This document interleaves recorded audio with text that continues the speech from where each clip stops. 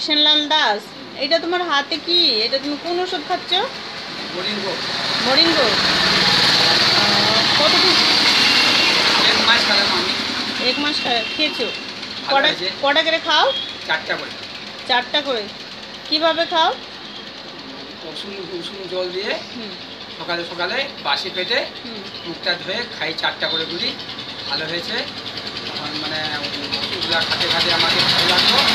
হ্যাঁ, ওষুধও করা আছে আর বেমারিগুলো আস্তে আস্তে মানে কম হয়ে আছে। হুম।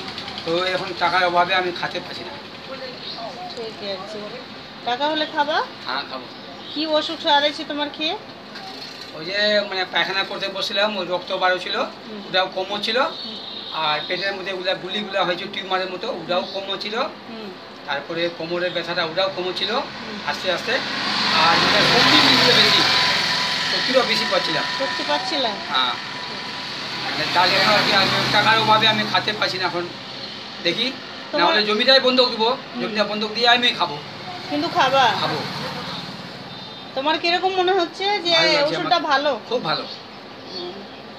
আরও তো ওষুধগুলো করলাম, আরও ওষুধ করলাম, ইঞ্জেকশন করলাম, জঙ্গলি দাবা খেলাম বা ইংরেজি দাবা খেলাম, কিছুতে মানে কম মানে টাকায় খরচা হয়ে যাচ্ছে, মানে ভালো হয়নি।